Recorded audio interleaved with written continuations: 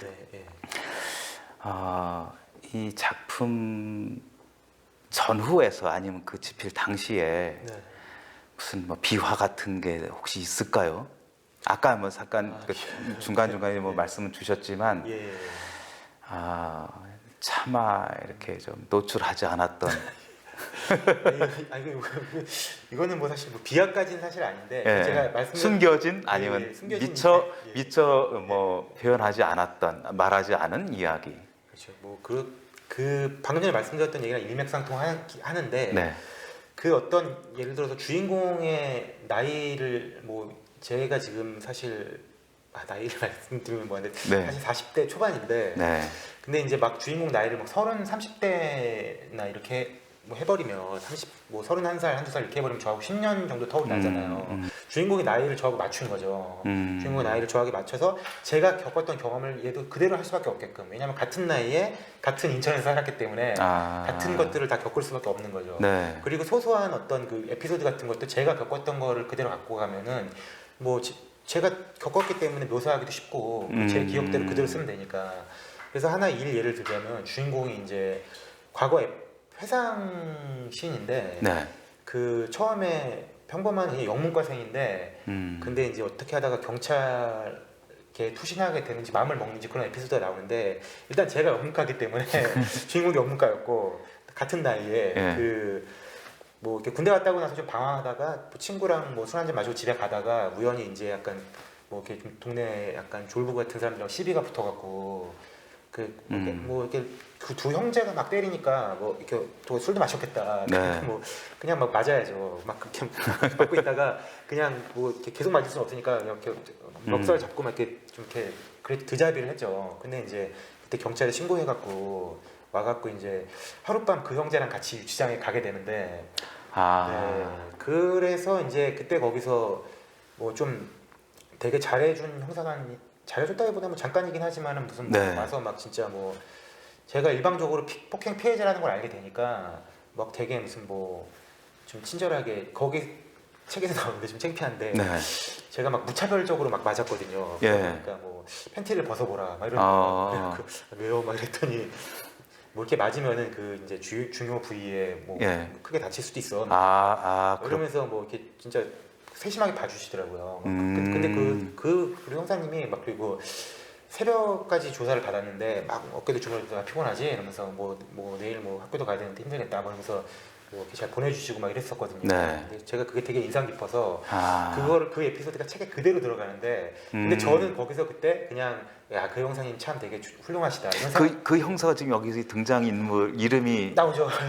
정호라고 나오는데 정호. 근데 그 이름은 달라요. 그 이름은 다르고 그런데 근데 이제 저는 그냥 거기서 하룻밤의 에피소드를 생각하고 넘어갔고 그리고 저는 이제 그때 그 합의금을 70만 원을 받았습니다. 근데 이 소설에서는 그 똑같이 합의금을 70만 원을 받고 하지만 그날의 그 경험 때문에 나도 형사가 돼야겠다 이런 생각을 하고 형사가 되는 거죠. 근데 저는 거기서 그냥 그런 생각을 하지 않았지만 이런 것처럼 그런 실제의 에피소드가 이제 이 작품 속에 맞습니다. 근데 제 딴 소설들은 거의 그런 게 많지는 않아요. 근데 이제 유독 이 작품에 많은 건 지금 말씀드렸다시피 슬럼프의 그 여파죠.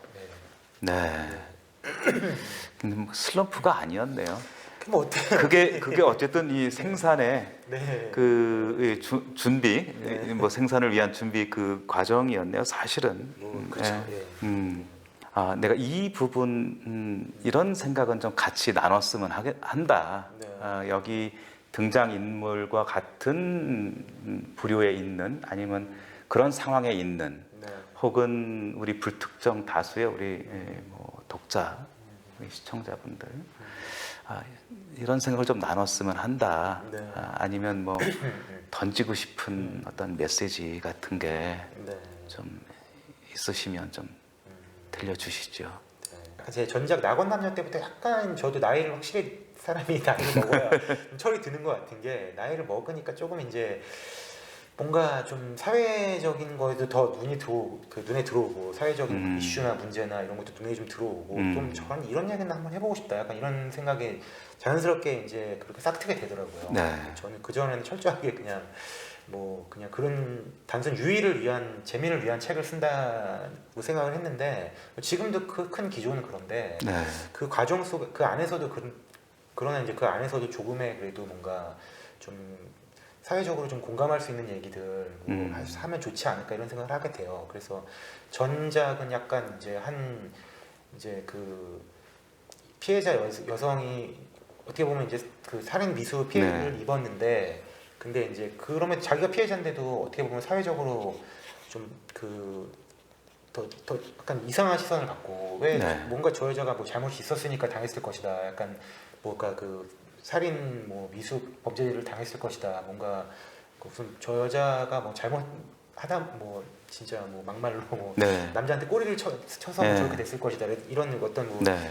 편견적인 시선을 계속 받게 되니까 약간 제기를 못하게 되고 그랬거든요. 제가 그런 거에 좀 문제의식을 느껴서 그런 한 여자가 재기담 약간 이제 다시 재생하는 모습 이런 거를 그리고 싶었던 것처럼 근데 이번에는 이제 또 제가 보기에는 굉장히 이게 뭔가 그 착취되는 여성 뭐 어떤 뭐 그런 성이랄까 뭐 이런 것들이 좀 제가 되게 문제의식을 많이 느껴서 그거를 쓰게 됐고 여기서 제가 그 일단은 이제 만약에 그 여자애가 실종이 되는데 그런 어떤 뭐 그 남녀의 어떤 뭐 그런 은밀한 영상이 돈 받고 팔리는 사회가 아니었다면 얘가 뭐 이렇게 될 일도 없었을 것이고 네. 그리고 이거는 스포일러가 될지도 모르겠는데 네.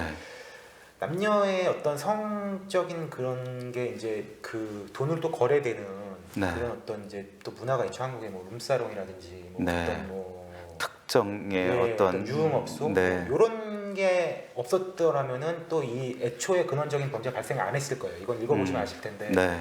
예, 그러니까 그런 것들을 다 다루고 싶었어요. 예. 어떻게 생각을 하세요? 이게 여기서 상처가 어떤 상처일까요?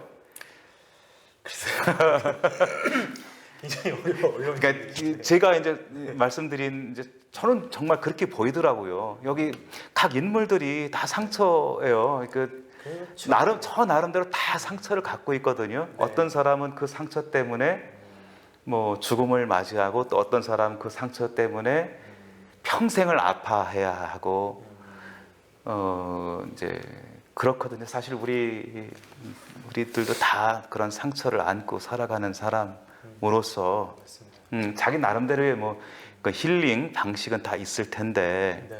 아마 작가님도 그러시지 않았을까라는 생각은 하지만 사실 뭐 그 상처를 네. 읽어보고서 이제 쓸 때 뭐 이런 문제의식이나 이런 거를 갖고 출발을 한 건 맞지만은 네. 사실 그래서 이게 원론적으로 그럼 어떻게 해야 되느냐 네. 그 어떻게 해야지 이렇게 근절되느냐는 사실 이제 그거는 우리가 어떻게 할 수는 없. 네, 작가가 하기에는 좀 어렵고 맞습니다. 제가 그저 말씀드리고 싶은 거 그러니까 제가 이제 네. 그 쓰게 된 거는 이제 어쨌든 어떤 문제가 있다면 그걸 먼저 인식하는 데서부터 먼저 그 해결의 실마리를 찾을 수 있는 거잖아요. 네. 그러니까 작가의 역할은 그냥 이런 게 있다. 그냥 이런 게 이제 우리 뒷골목 후미진 곳에서는 앞에는 깨끗해 보이지만 뒤에는 이런 것도 있다. 이런 거를 보여주고 좀 사람들의 인식 개선과 이런 거를 좀 촉구하고 하는 정도에 그친 것이 만약에 그게 우리 독자의 몫인 거예요. 그렇죠. 그거를 제가 뭐 그러니까 하는 것은 약간 소설가의 본분을 조금 넘는 거 아닐까 저 개인적으로 생각합니다. 네. 사회적으로 많이 목소리 내시는 분들 계시겠지만 네. 예, 저는 조금 약간 그렇게까지 깊은 어떤 사회적인 번역을 뭐 소설가가 나서서 이뤄야 된다 이거는 저는 좀 제 역할은 좀 그것까지는 자신이 없습니다. 예, 맞습니다. 거기에 충분히 공감을 하고요. 사실은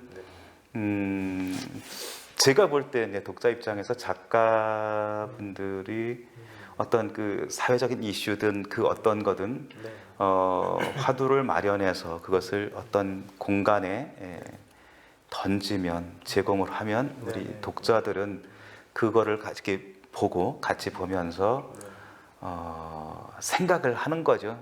그 공간에서 사유를 하고 그 다음은 이제 우리 읽는 독자들의 몫으로 남을 거라고 봐요. 그 뒤는 아마 그래서 이게 그 집필 도중에 뭐 엠번방 사건 이런 게 터졌다면은 제가 되게 아마 끝까지 못 썼을 것 같아요. 현실이 더 끔찍하니까 네. 이게 참 그래서 야, 이거는 참 정말 소설가의 상상을 뛰어넘는구나 뭐 이런 생각을 하게 되더라고요. 그러니까 아무튼 현실이 그렇게 흉악하고 뭐 그런 게 그런 걸 많이 접하셨을 거예요. 네. 그러니까.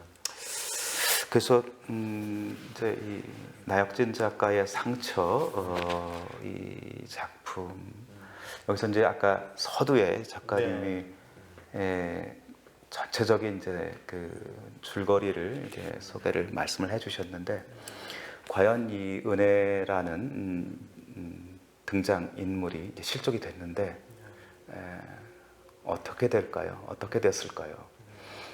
그리고 어떤 상처를 입었을지 한번 작품 한번 읽어보시고 이렇게 우리 많은 독자분들이 좀 많은 생각을 또 다른 어떤 생각을 할 수 있는 중요한 어떤 시간이 됐으면 하는 이제 그런 생각을 가져봅니다. 네, 끝으로 이 현재 이제 이 작품을 이제 발표하신 지 이제 여러 달 되셨잖아요. 네. 그럼 이제 그 다음 작품 또 구상을 뭐 하실 수도 있고 아니면 이미 또 시작을 하셨을 수도 있을 텐데. 네. 예. 그러니까 제가 계속 슬럼프만 계속 무슨 도돌이표처럼 얘기해서 좀 그런데 이번에 상처를 내면서 네. 슬럼프가 싹 치유가 됐습니다. 다행이네요. 사실 그 낙원남녀라는 책이 제 기대에는 좀 못 미쳤지만은 네. 의외로 많이 좀 이렇게 좀 재밌게 보시는 분들이 독자분들이 제법 계시더라고요. 아니 작가분 보시기에는 뭐 다 아쉽고 부족해 보이시죠? 네. 예. 그 상처가 나왔을 때 되게 많은 댓글에 낙원남녀 이후 되게 기다렸는데 와 3년 만에 나왔다 뭐 되게 기대된다 뭐 왜 이렇게 늦게 나오셨어요 뭐 흥해라 뭐 이런 댓글들이 좀 달린 걸 보고 뭐 그게 정말 뭐 유명하신 다른 스타 작가님들에 비해서 많은 총 개수는 많지는 않지만은 어쨌든 제가 그런 걸 보면서 되게 반성을 했고 슬럼프 뭐 있다는 소리 하기 전에 사실 뭐 그냥 더 꾸준히 썼어야 했는데 반성도 많이 됐고 그리고 사실 슬럼프라는 것도 사실 약간 자기 변명이기도 한 게 사실 뭐 그냥 아무것도 안 하는 거를 변명하기 제일 좋은 말이기도 해요. 왜냐면 친구들이 야, 요즘 안 쓰고 뭐 하고 있어? 그러면 슬럼프라서 하고 싶지 않아. 막 이러면서 그냥 술이나 한잔 먹자. 약간 뭐 보통 이런 걸 도피하게 되는 그런 거로 뭐 활용하게 됐는데 지금은 이제 그 덧글이나 이런 걸 보면서 많이 업이 됐고 또 그리고 작가가 작품을 안 쓰면은 사실 뭐 그 존재 의미가 없죠. 그래서 지금은 상처 끝나자마자 바로 지금 하나 쓰고 있고 사실 이 소설 상처를 쓰면서 좀 즐거웠었거든요. 제가 인천 토박인데 한 번도 딴 데 살아본 적이 없거든요. 그래서 처음으로 이제 인천을 배경으로 하면서 제가 익숙한 공간과 저의 그 인생의 항로를 거의 그대로 복사한 듯한 주인공이 이제 활약을 하는 이런 모습들을 보면서 이런 모습을 쓰면서도 되게 좀 즐거워서 이걸 속편을 써보면 어떨까 하는 생각이 들었는데 근데 이제 마지막으로 슬럼프 얘기만 한번 하자면은 그 제가 3년간의 슬럼프 때 느꼈던 것들 3년 동안 제가 거의 그냥 숨만 쉬는 거의 뭐 진짜 유령 같은 존재가 아니었나 이런 생각이 들어서 그런 3년간의 그런 것들을 한번 청산하는 소설을 한번 쓰고 싶어서 그래서 일단 그 지금 집필 중에서 지금도 많이 쓰지는 못했는데 한 5분의 1 정도 썼나? 근데 금방 쓸 것 같습니다. 시작을 하셨으면 그 뒤는 바로 갈 것 같은데요? 빨리 쓸 것 같아요. 이거는 제가 또 아마 다음에 혹시 또 이런 기회가 그 작품으로 이렇게 그 인터뷰할 기회가 초대하겠습니다. 생기면은 제가 지금 드리는 말씀이 약간 이해가 되실 거예요. 슬럼프 기간의 어떤 그 우울함과 약간 그런 것들을 물론 이제 제 소설의 주인공 작가는 아니지만은 비슷한 어떤 그런 걸 겪었던 사람의 그 어떤 재활기라고 할까요? 약간 정신적인 상처를 또 극복하고 일어서는 약간 그런 얘기를 써보고 싶어서 근데 이제 그게 단순히 약간 이제 뭐 어떤 드라마나 이런 건 아니고 저는 기본적으로 추리소설가입니다. 그러니까 추리소설적인 그런 걸 통해서 그런 재생을 이루게 될 겁니다. 그 스타일리스트로서 이번에 또 다른 스타일의 소설을 쓰시는 것 같은 생각이 드네요. 아주 그런 느낌이 드는데요. 목표는 이번에는 정말 감동을 아, 좀 드리고 싶고, 추리소설에서 보통 감동보다는 일단 재미와 네. 범인을 맞추는 데서 나오는 짜릿함, 뭐 그다음에 음, 밤을 새워서 읽게 만드는 뭐 가독성, 재미 뭐 이런 건데, 그런 거는 기본적으로 당연히 추리소설이라면 당연히 제공돼야 되는 거고, 네. 그걸 넘어서 이제 약간 감동을 좀 주는 소설, 아. 현대를 살아가는 분들에게 감동을 좀 드리고, 그리고 좀 이렇게 마지막에는 좀 눈물도 좀 약간 몇 방울 떨어지게 만드는 그런 소설을 쓰고 싶은데, 그래서 아마 제가 만약 책이 나와서 네. 평 중에서 뭐 책을 읽고 울었다 이런 글들이 만약에 한 절반 이상이 없다면 제가 실패할 거라고 그래요? 생각합니다. 예.